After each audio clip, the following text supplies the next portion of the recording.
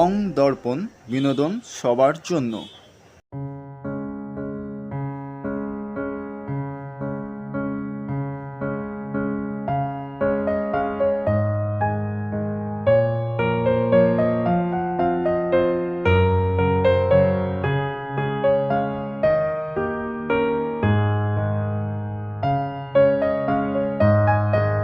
শুভ নববর্ষ, স্বাগত 1433।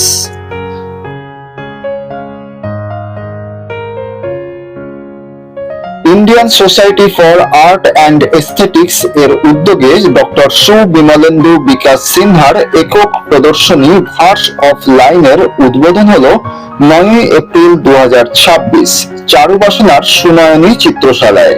এই প্রদর্শনীতে স্থান পেয়েছে তার রেখাচিত্র ও চিত্রকলা। প্রদর্শনীটি চলবে 16 এপ্রিল 2026 পর্যন্ত, রবিবার ব্যতীত প্রতিদিন সকাল 11টা থেকে রাত 8টা পর্যন্ত। এই প্রদর্শনীর উদ্বোধনী অনুষ্ঠান আপনারা এখন দেখছেন বং দর্পণের পর্দায়। স্টে টিউনড, বং দর্পণ, বিনোদন সবার জন্য।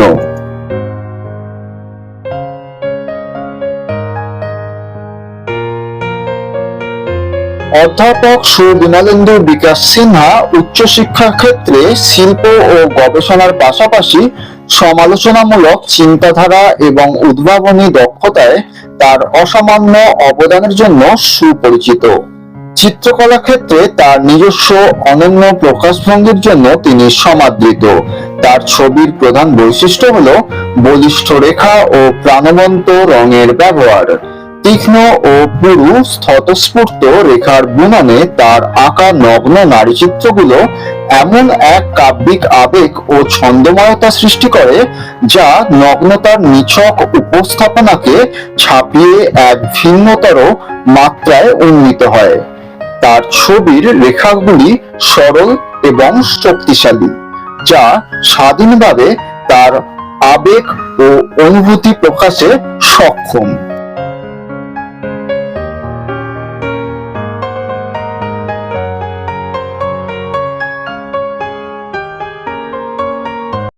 আমাকে আমন্ত্রণ জানাবার জন্য আমি আপ্লুত এবং আনন্দিত, এবং সত্যি আমি মনে করছি এটা হচ্ছে আমার কাছে সৌভাগ্যের বিষয়। কেননা এই ধরনের এক্সিবিশন উদ্বোধন করার দাবিদার আমি হতে পারি না, বা আমি উপযুক্ত নই, কারণ আমি এই ধরনের আর্টের সঙ্গে ঠিক যুক্ত।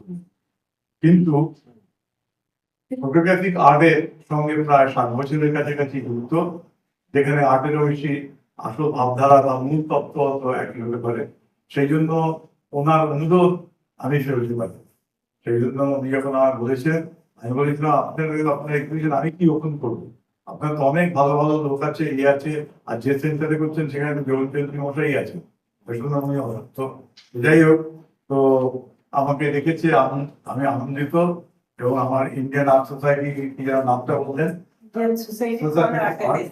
তাদের যে কর্তৃপক্ষ, বিশেষত ম্যাডামকে এবং অন্যান্য লোকদের আমি আমার অত্যন্ত কৃতজ্ঞতা জানাই। আমাকে টাকার জন্য কি বলবো ভাষা নেই। তো যাই হোক, যেহেতু এটা একটা, উনি যেহেতু পরম্পরা গুরু, ওনার অনেক ছাত্রছাত্রী আছে এবং এখানে আমরা অনেকেই সবাই শিক্ষার্থী, সেই জন্য আমি সব জায়গায় যেরকম বলে থাকি সেরকম একটা আমরা করতে চাই। ওম সহনা ভবতু সহনো ভুনক্তু সহবীর্যং করবাবহৈ তেজস্বী সমধিতমস্তু মা পুত্রশোভৈ। ওম শান্তি শান্তি শান্তি। ব্রহ্ম আমাদের গুরু এবং শিষ্য উভয়কে সমভাবে রক্ষা করুন। ব্রহ্ম আমাদের গুরু এবং শিষ্য উভয়কে সমভাবে বিদ্যাফল দান করুন। আমাদের বিদ্যাফল লাগে শুদ্ধই, আমাদের কারোর প্রতি বিদ্বেষ না হই, আমাদের শান্তি হোক, এই পরিবেশের শান্তি হোক, এই বিশ্বকর্মার শান্তি। এই কথা বলে আজকে এই প্রদর্শনী সম্পর্কে, যেহেতু আমি ঠিক কম্পিটেন্ট নই, যদিও আমি সবসময় প্রেফার করি এক্সটেম্পো লেকচার দিতে, কিন্তু আজকে আমি ভয়ের চোটে কিছু লিখে নিই, সেই জন্য যাতে করে সময় এবং মোটামুটি ঠিকটা হয়। সেই জন্য হচ্ছে যে যেমন হয়েছে তেমনি প্রকৃতির অনুকরণ, নিজের কল্পনা শক্তির সামনে উৎস, তা পরিষ্কৃত হয় কোনো মাধ্যমের সাহায্যে। পেন্টিং, ড্রয়িং, স্কেচ, কালচার এবং ফটোগ্রাফি আর third media or avenues of expression in visual art for creative sector. শিল্পকর্মী প্রদর্শনী নয়, এটি শিল্প, শিক্ষা এবং বিশ্বমান চিন্তা ভাবনার প্রতি নিবেদিত শিল্পীর একটি দীর্ঘ জীবনযাত্রার উদযাপন। একজন শিল্পী হিসাবে তার কাজগুলি নীরব কর্তৃত্বের ভাষ্য উপস্থাপন করে। লেখার সংবেদনশীলতা, পর্যবেক্ষণের গভীরতা এবং রূপ ও স্থানের গভীর বোধগম্যতা সেখানে স্পষ্ট। একজন শিক্ষক হিসাবে তিনি বর্তমান শিল্পী প্রজন্মকে গড়ে তুলেছেন।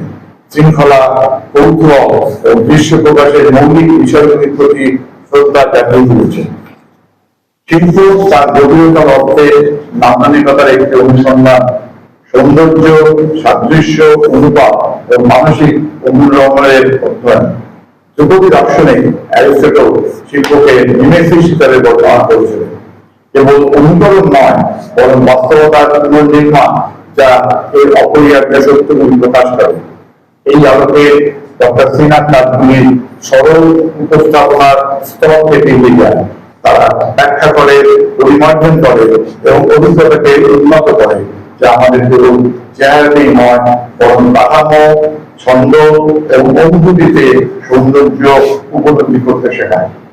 এখানে প্রদর্শিত চিত্রকর্ম এবং স্কেচগুলি তার শৈল্পিক দর্শনের মূল ভাবনাকে তুলে ধরে। এগুলি ধৈর্য, সংযম এবং শিল্পী ও তার বিষয়ের মধ্যে একটি ঘনিষ্ঠ সংলাপ প্রতিফলিত করে। রচনার ভারসাম্য, সরলতা, মূল্যবোধ, সামঞ্জস্য এবং লেখা একটি সুশৃঙ্খল ছন্দ, ধ্রুপদী নান্দনিকতা দীর্ঘকাল ধরে সৌন্দর্যের সাথে যুক্ত গুণাবলীকে প্রকাশ করে। গতি এবং চমৎকারতার যুগে এই কাজগুলি আমাদের চারপাশের জগতের সঙ্গে অঙ্কন, পর্যবেক্ষণ এবং চিন্তাশীল সম্পৃক্ততার স্থায়ী শক্তির কথা মনে করিয়ে দেয়। এই প্রসঙ্গে আমি অ্যাবস্ট্রাক্ট স্কেচের ক্ষেত্রে তার বিশেষত্বের কথা উল্লেখ করতে চাই। অর্থাৎ কাগজ থেকে কলম না সরিয়ে আমি এবং আমার ডক্টর গাঙ্গুলি, যাকে আমরা বলি স্যাটাসার বলে অভিহিত করি, প্রতিটি লাইন এবং রচনা বছরের পর বছর অনুশীলন, শিক্ষাদান এবং প্রতিফলনের মাধ্যমে অর্জিত অভিজ্ঞতার ছাপ বহন করে। এই প্রসঙ্গে অবনীনাথ ঠাকুর বলেছেন, আর্টের একটা লক্ষণ হলো আরম্ভ শূন্যতা বা সিম্পলিসিটি। শিল্পের মূল মন্ত্রই হচ্ছে নাবমতি বিস্তারিত। ডক্টর সিনহার স্কেচগুলি সেই কথাই মনে করিয়ে দেয়। ডক্টর সিনহার ছবিগুলি একদিকে যেমন দেখি লেখার সাবলীলতা, তেমনি রং এর সহযুক্ত উচ্চনার ক্রমের অপূর্ব সমারোহ। বিভিন্ন রং অথবা তাদের মিশ্রণে ছবি একদিকে যেমন হয়ে উঠেছে বর্ণমুখর, তেমনি আবার হয়ে উঠেছে ব্যঞ্জনায় সমৃদ্ধ। সেই ব্যঞ্জনা যা শিল্পীর স্বীয় কল্পনার বিভিন্ন রং ও তার মিশ্রণে এবং তার সুনিপুণ প্রয়োগে নিজের কল্পনাকে তুলে তুলেছেন। কোথাও কোনো রং তার গুরুত্ব হারায়নি অথবা নিজের উগ্রতায় বিচ্ছিন্ন ভাবে প্রকাশিত হয়নি। সেই ব্যঞ্জনাই দর্শককে রসিক করে তোলে, মনে আনন্দ দেয়।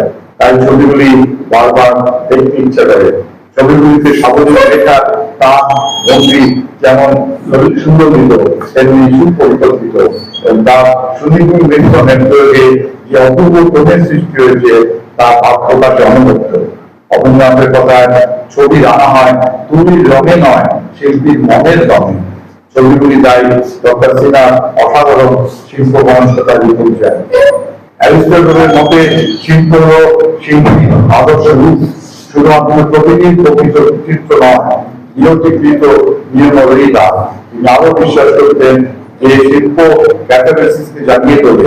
এই প্রদর্শনী দেখতে দেখতে আমরা হয়তো নিজেদেরকে চিন্তা ভাবনায় জেনে থাকতে শান্ত প্রতিফলন অনুভব করতে পারি, অথবা প্রকৃত শিল্প যে প্রশান্তি প্রদান করতে পারে তা পুনরাবিষ্কার করি। এই অর্থে আমাদের সামনে কাজগুলি কেবল দৃশ্যমান রচনা নয়, এগুলি এমন নান্দনিক অভিজ্ঞতা যা আমাদের উপলব্ধিকে পরিমার্জিত করে, সৌন্দর্য সম্পর্কে আমাদের সচেতনতাকে গভীর করে এবং নান্দনিক আনন্দ দেয়। Indian college of art and ক্রাফটসম্যানশিপের সাথে ডক্টর সিনহার সম্পর্ক নিজেই একটি উত্তরাধিকার। অধ্যক্ষ এবং পরে অধ্যাপক হিসেবে তিনি সমালোচনামূলক অনুসন্ধান এবং সমসাময়িক গঠনমূলকতাকে উৎসাহিত করার পাশাপাশি প্রতিষ্ঠানের সমৃদ্ধ ঐতিহ্যকে সমুন্নত রেখেছিলেন। তার অবদান তার নিজস্ব ক্যানভাসের বাইরেও তার ছাত্র এবং ভক্তদের মধ্যে অমূল্য। এই প্রদর্শনী আমাদের খানিক থেমে যাওয়ার ঘনিষ্ঠভাবে দেখা এবং বিশ্ব শিল্পের নীরব শক্তির সাথে পুনরায় সংযোগ স্থাপনের সুযোগ করে দেয়। এটি আমাদের সৌন্দর্যকে পুনরাবিষ্কার করার জন্য আমন্ত্রণ জানায়। অলঙ্কার হিসাবে নয়, বরং শৃঙ্খলা, ভারসাম্য এবং অর্থপূর্ণ অভিব্যক্তি হিসাবে। ব্যক্তিগতভাবে এবং আয়োজকের পক্ষ থেকে আমি ডক্টর সিনহার প্রতি তার ভূমি আমাদের সাথে ভাগ করে নেওয়ার জন্য ধন্যবাদ এবং কৃতজ্ঞতা জানাই। তার উপস্থিতি এবং অনুষ্ঠানের মাধ্যমে শিল্পী সম্প্রদায়কে অনুপ্রাণিত করার জন্য গভীর কৃতজ্ঞতা জানাই। এই প্রদর্শনী সফল করতে যারা অবদান রেখেছেন তাদের সকলকে, বিশেষত সহযোগীকে আমার কৃতজ্ঞতা রইল। শেষ করার আগে আমাদের কোনো অনুষ্ঠানে রবীন্দ্রনাথ ছাড়া হয় না, তাই বলবো আমার বক্তব্য শেষ করবো রবীন্দ্র দর্শনের একটি বিষয় প্রতি আলোকপাত করে। এই বিশ্ব প্রকৃতি, আকাশ, জল, নিঃশব্দ, অবাধিত মাঠ, গাছপালা, মানুষ, জীবজগৎ এবং দিলে ছন্দ, সুর, তাল, লয়, রং, ছবি, এসব কিছু রবীন্দ্রনাথের কাছে ছিল সৃষ্টিকর্তার প্রেমরসের সাগর নিমজ্জিত ঘটনাসমূহ। মানুষ প্রতিনিধিত্ব তার রসস্বাধীন করে ফেলেছিল। আজকে অনুষ্ঠানে তাদের জন্য তবে প্রেম শুধু আমাদের মেতেছি, ডুবেছে মন ডুবেছে, সমান মাধুরী পানে মেতেছি, ডুবেছে মন ডুবেছে। ধন্যবাদ। আপনারা যারা উপস্থিত তাদের সকলকে আমার ভালোবাসা রইল। আপনাদের সকলের মঙ্গল, তাই সবশেষে বলি সর্বে সম্মঙ্গল মঙ্গল, সর্বে সন্তুষ্টিকাময়, সর্বে ভদ্রাণি পশ্যন্তু মা কশ্চিৎ দুঃখং।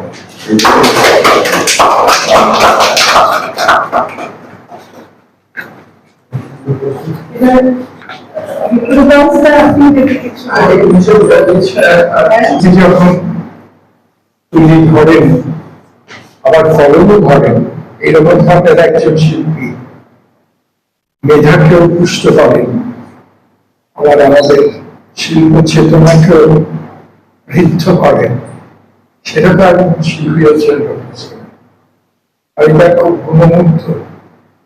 এবং এখানে দেখেছেন যে রেখাগুলো হঠাৎ যেন প্রাণ পেয়ে যাচ্ছে, পাখি আর পাখি থাকে না এখানে, হঠাৎ একটা ভাবনা নিয়ে আমাদের সামনে রেখা যে এত আনন্দময় হতে পারে, রেখা যে এত বাণীময় হতে পারে, ওনাকে না দেখিয়ে সবচেয়ে বড় কথা, ছবি যদি বাইরে রাখতে তার রেখা যদি বাইরে রাখে, মানুষটি কিন্তু খুব দুর্লভ। এত বিরোধ থাকে মানুষ, নিঃশব্দ বিস্ময়, কখনো প্রচারের আলোয় আসে, এইটা আমার সবচেয়ে আগে টানে। সেই কারণে নতমস্তকে আমার সমস্ত শ্রদ্ধা জানাচ্ছি।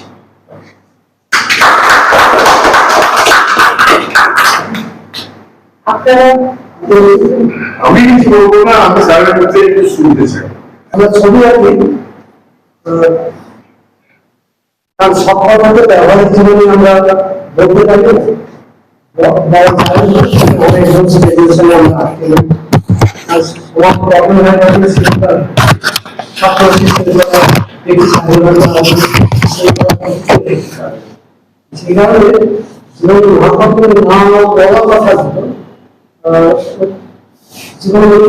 অতিরিক্ত যে সমস্ত ভাবনা চিন্তা সেটা শিল্পী প্রকাশ করা যায়,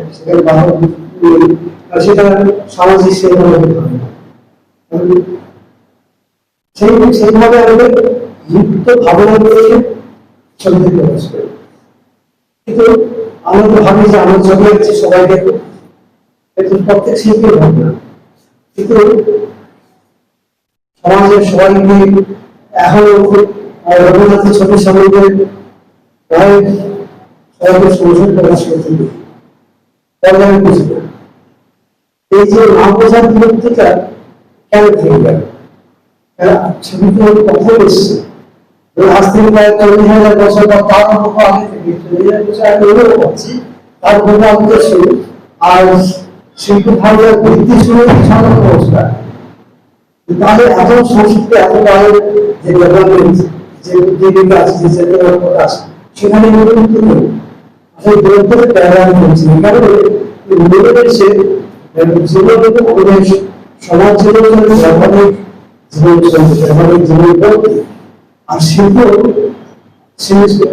সৃজনশীল সত্তার প্রকাশ। ফলে এই যে দুয়ের মধ্যে যে ব্যবধান, এই চিন্তার ভাবের সমালোচনা করে আছে। ওই শিল্পীরা যা ভাবছে, সবাই হয়তো ভাবছে যে না, আমার তো জীবনযাত্রা, আমার জীবনের যে ভাবনা চিন্তা, বুদ্ধি বিকাশ আসলে নিচ্ছে, তার মধ্যে কিছু মানুষের জায়গা থেকে গেছে। আসলে আমি যেটাই করছি সেটাই আমার জন্য বোঝা, এবং যে আরেকজন নিয়ে গেলে সেটাই আমরা বোঝা, সেটাই সত্যিকার মাথায় বোঝা। বুঝতে পারাটা আমার চেতনায় যেটা যে ভাবে অর্থপূর্ণ হবে সেটাই আমার ছবি। আমরা দেখি ছবিকে শিল্পী কি ভেবে আঁকলো, শিল্পীতে থাকলেও বিকাশ আজকে নেই। তার ছবি তো তার সবাই দেখে তার কথা না জেনে ছবি দেখে কি আসলে আমরা রবীন্দ্রনাথের কথায় যে শিল্পকে শিল্পী সৃষ্টি করে তার ভাবে তার সঙ্গে চলে গেল, কিন্তু রসিক তাকে কোন সৃষ্টি করে নিজের মধ্যে কোন সৃষ্টি করার যে শিল্প তাকেই সে আশা করে। যার জন্য একটা ছবি হাজার লোকের কাছে হাজার অর্থ করছে উদ্ভাসিত হয়। এটা সে যেভাবে ইন্টিগ্রেট করবে, যেভাবে কোন সৃষ্টি করবে, তার কাছে সত্যি সেইভাবে অর্থ করবে। এটাই আমাদের বোঝানোর জন্য হয়তো এই রবীন্দ্রনাথের চর্চা। আর আমাদের সোসাইটির মধ্যে সেই কারণে এই যে নামচার বিমুক্ততা থাকে, আমাদের শিল্পীদের পক্ষে তো একটা আসলে বলতে পারি ছবি আমরা সমস্যা প্রকাশ করছে,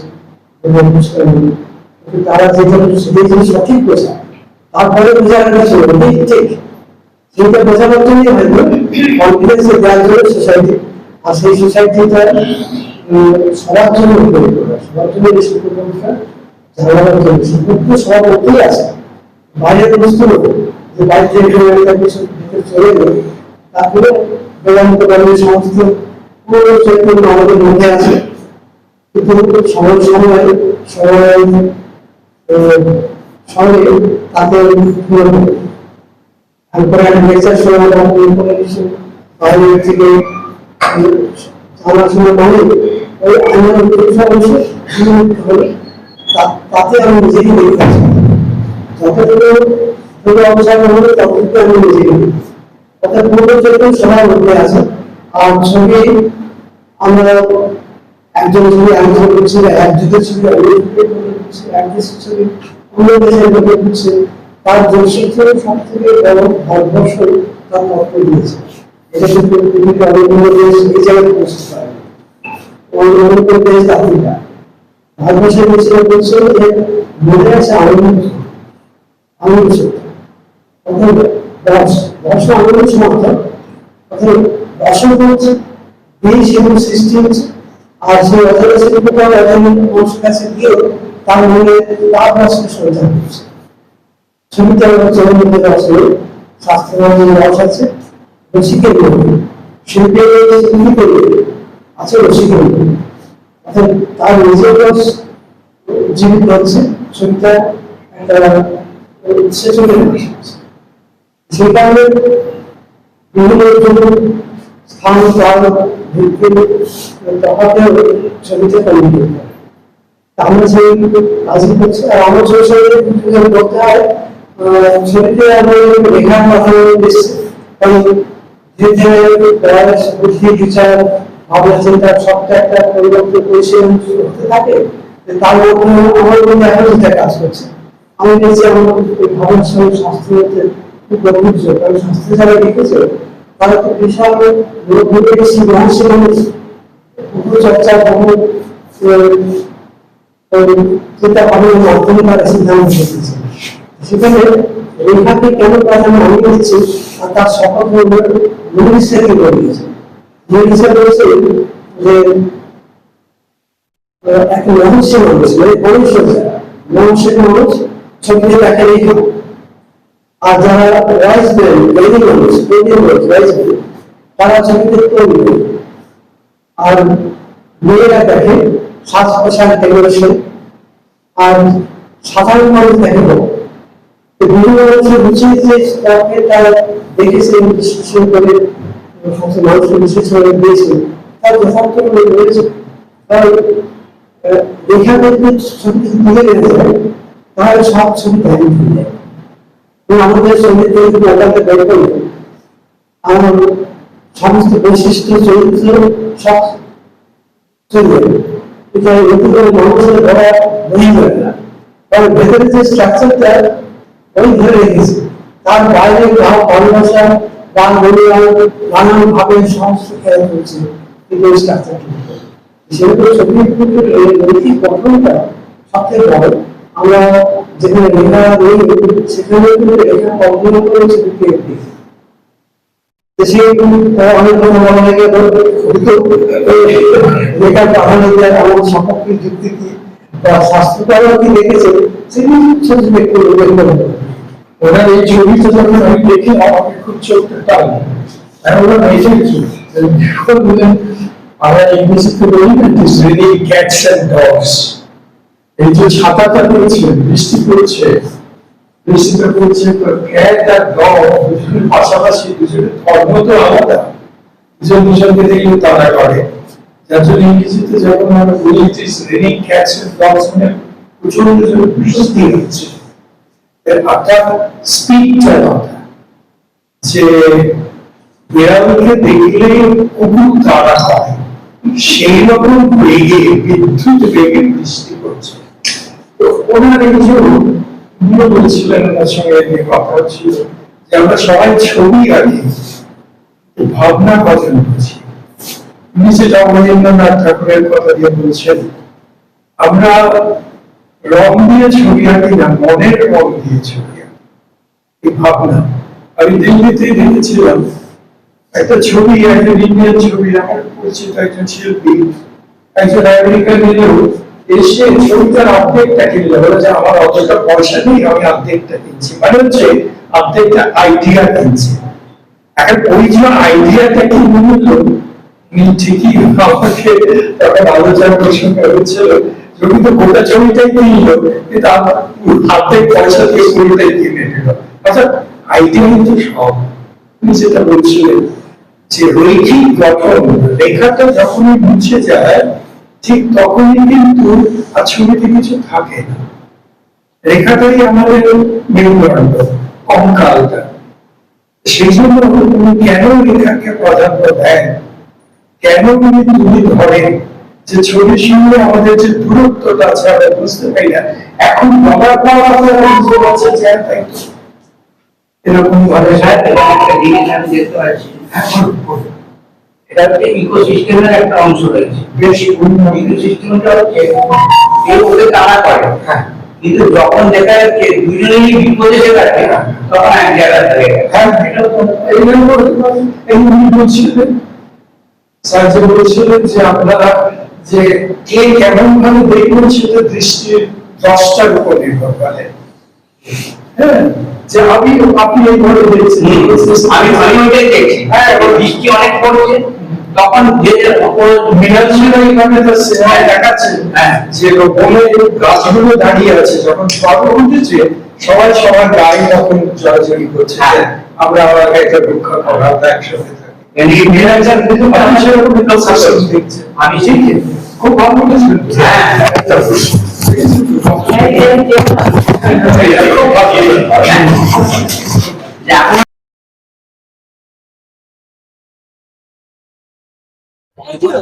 থেকে 5 বছরের জুনিয়র একই কলেজে তোমার মানে কলেজে আচ্ছা তো বয়সে যাই হোক একই গ্রুপে আছে ক্যানভাস আর্টিস্ট সার্কেল। নরিন কিছু বল না না ছবি নিয়ে মানে ছবি নিয়ে করবে না তুমি হোস্টেলে একসাথে ছিলাম, হোস্টেলে থেকে দেখে এসেছি। মানে মনে হয় অয়েল স্পেস দেখতাম সাথে আউটডোর অনেক কিছু শিখেছি।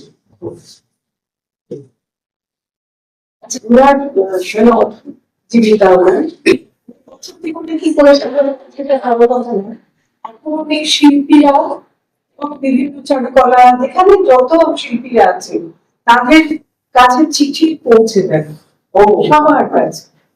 আমি আজকে আমি শুনেছি বলে আজকে অনুরোধ করবো ওনাকে একটা রবীন্দ্রনাথের কোনো কবিতা তো অসাধারণ হ্যাঁ একটা খুব বড় না হলে ছোট হ্যাঁ করবে। বড়দের প্রতি আমার শ্রদ্ধা।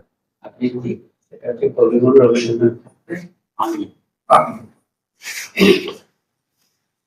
আমারই চেতনা গ্রামে পান্না হলো সবুজ, চলে উঠলো আলো, আমি চোখে না আকাশ, জ্বলে উঠলো আলো পূবের পশ্চিম, গোলাপের দিকে চেয়ে বললাম সুন্দর সুন্দর।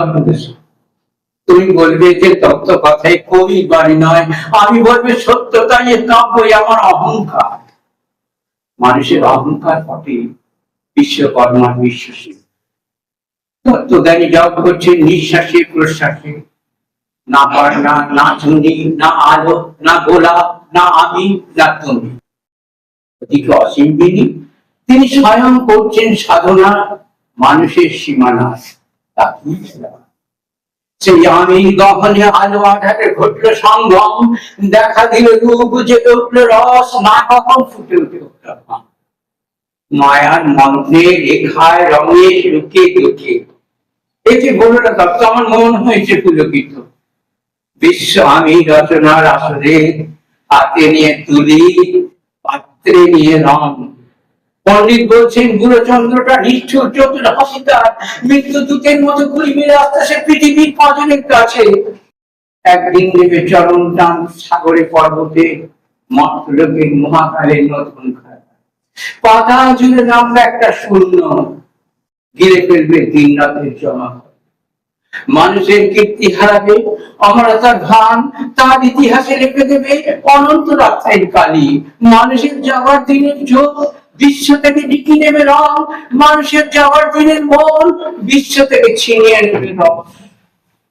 সত্যির কম্পন চলবে আকাশে আকাশে, জ্বলবে না কোথাও আলো। বিনাহীন সবাই জ্যোতির আগুন নাচবে, বাজবে না সুর। সেদিন কবিত্বহীন বিধাতা একা রবেন বসে নীলিমাহীন আকাশে। ব্যক্তিত্ব হারা অস্তিত্বের গণিত। তখন বিরাট বিশ্বভুবনে দূরে দূরান্তে অনন্ত অসংখ্য লোকের অন্তরে এ বাণী ধ্বনিত হবে না কোনখানি।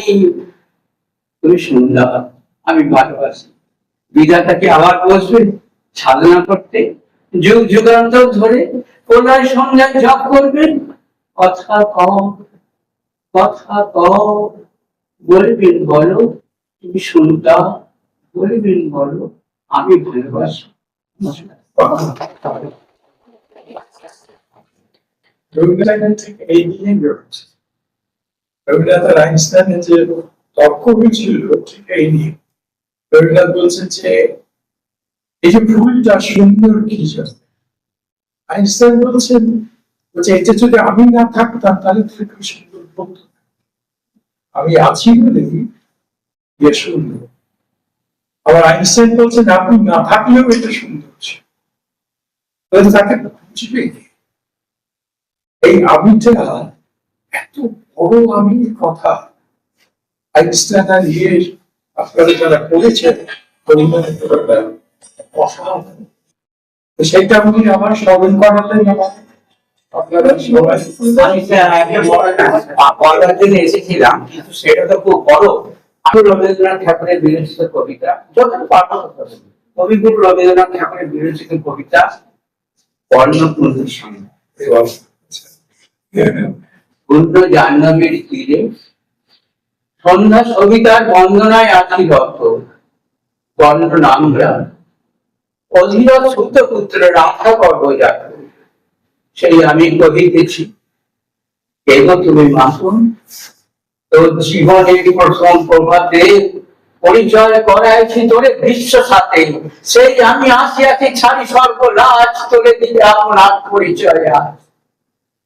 দেবী তখন অন্তরিক্ষ কিরণ সংকটে চিত্ত বিগলিত মোর সূর্য করঘাতে শৈল তুষারের মতো, তব কণ্ঠস্বর যেন পূর্ব জন্ম হইতে বসি কর্ণ পর জাগাইছে অপূর্ব বিরহ। অহ মোরে জন্ম মোর ধাঁধা আছে কি রহস্য ডোরে, তোমার সাথে এই অপরিচিতা শান্ত ভবৎস অনুকাল। দেখিবার আগে যাক অত্যাচারে, সন্ধ্যায় তিমির আসুক নিবিড় হয়ে, কহি তোরে বীর গ্রন্থি আমি, তুমি গ্রন্থি অর্জুন জননী। অর্জুন জননী ঘটে তবু মনে গণি, দেশ করিও না অস্ত্র আজও মনে পড়ে, অস্ত্র পরীক্ষার দিন হস্তিনা নগরে তুমি ধীরে প্রবেশের তোর বর্তমান রঙ্গস্থলে। নক্ষত্র খচিত ফুট বসার বাংলাদেশে নবনী ধর্মে যখনই গন্ধের নারী রথ, তার মধ্যে কে স্বাভাবিক অত্যন্ত স্নেহ সহস্রনাগিনী জাগায় যাও সেবা করতে, তাহার নয়ন কোন সর্বনীতির আশিস চুম্বন। অর্জুন যাবে দীপ আসি, তোমার পিতার নাম সুধারেন রাজপুরে জন্ম নয় গান অর্জুন যাবে নাম আর আনন্দ মুখে না রহিল বাণী, দাঁড়ায় রইলে সে লজ্জা আখানি ধরিলে, যাহার বক্ষ অগ্নি সমকেতে এসে আবার তিনি অর্জুন জন্মছি পুত্র দুর্যোধন ধন্য, তখন তোমার এখানে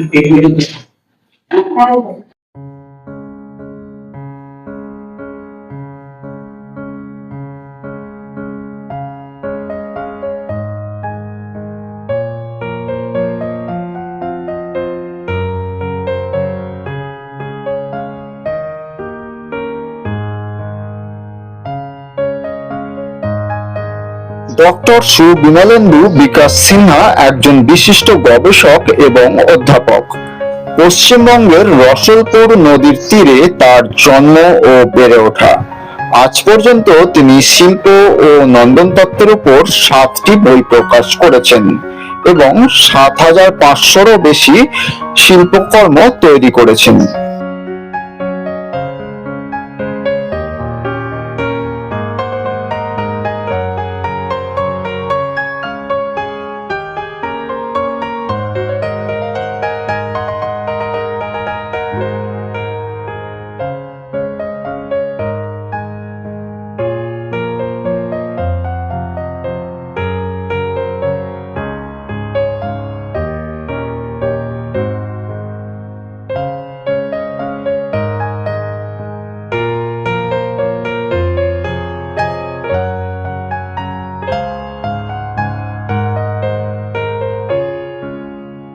শুভ নববর্ষ 1433 এর বিশেষ পর্বে প্রদর্শনী সংবাদে আপনারা এতক্ষণ দেখলেন ভার্স অফ লাইন, ডক্টর সুবিমলেন্দু বিকাশ সিনহার একক রেখাচিত্র ও চিত্রকলা প্রদর্শনীর উদ্বোধনী অনুষ্ঠান। চোখ রাখুন বং দর্পণের পর্দায়, দেখতে থাকুন বং দর্পণ, বিনোদন সবার জন্য। রিপোর্ট বং দর্পণ, কলকাতা।